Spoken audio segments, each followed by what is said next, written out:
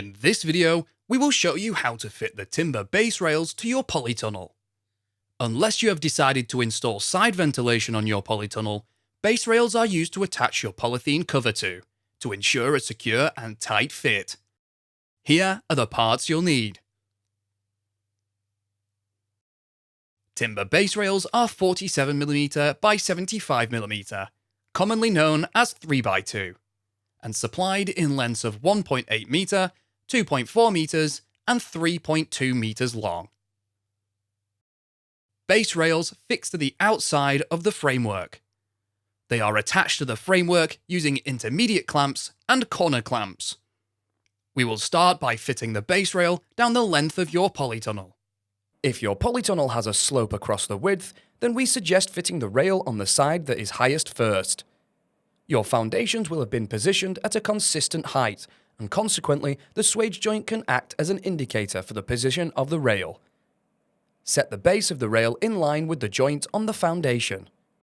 Fit a corner clamp to the corner hoop. To assemble, place the U-bolt around the corner hoop with the threads pointing to the inside of the polytunnel.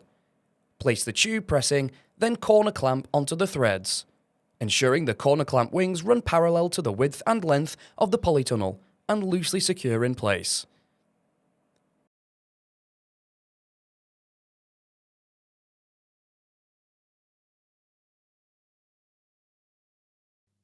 Locate a 3.2 metre length of timber and position it down the length of your polytunnel so that one end is flush with the end of your polytunnel.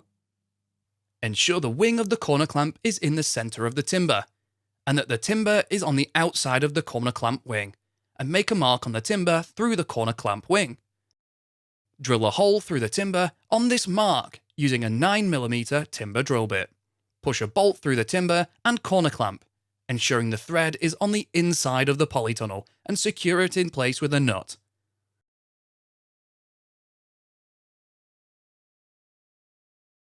To secure the base rail to the intermediate hoop, use an intermediate clamp.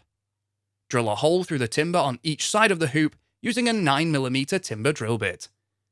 Place a bolt through each of these holes from the outside.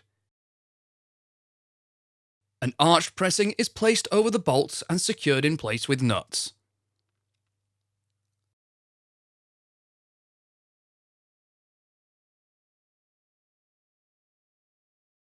To add another section, you will need to join another piece of base rail to the one you have just fitted. To join the pieces of base rail, you will be required to fit a nail plate to each side of the joint.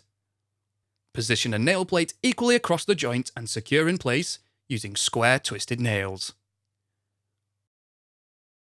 Work down the length of your polytunnel, joining sections of 3.2 metre long base rail and securing them to the hoops using clamps, finishing with a 1.8 metre length if required.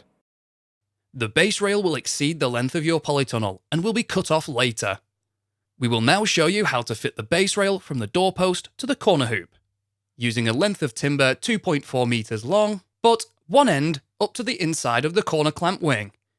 Make a mark through the hole and another mark where you are required to cut the piece, in line with the doorpost. Drill a hole and cut the timber and then reposition the base rail. Secure it to the corner clamp using a washer and nut. Use a spirit level to make sure that it is level to the doorpost.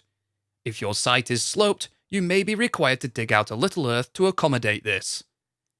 Use a 4mm timber drill bit to drill a pilot hole in the centre of the inside edge of the doorpost, through into the base rail. Screw a 150mm screw through the hole to secure together. Reinforce the joint from the doorpost to the base rail with a nail plate and square twisted nail. Fit the base rail from the doorpost to the corner on the opposite end of the polytunnel using the same method. Cut the excess base rail down the length, flush with the end of the polytunnel. We can now fit the base rail on the opposite side. If your ground is not on a slope, then repeat the procedure you followed for the first half. If you have a slope across the width, fitting the rail on this joint will create an unnecessary gap. We advise setting the base rail at a height that eliminates the gap as much as possible, but still ensuring that the rail from the doorpost to the corner hoop is level. Ensure that the rail is at a consistent height. A string line will be handy here.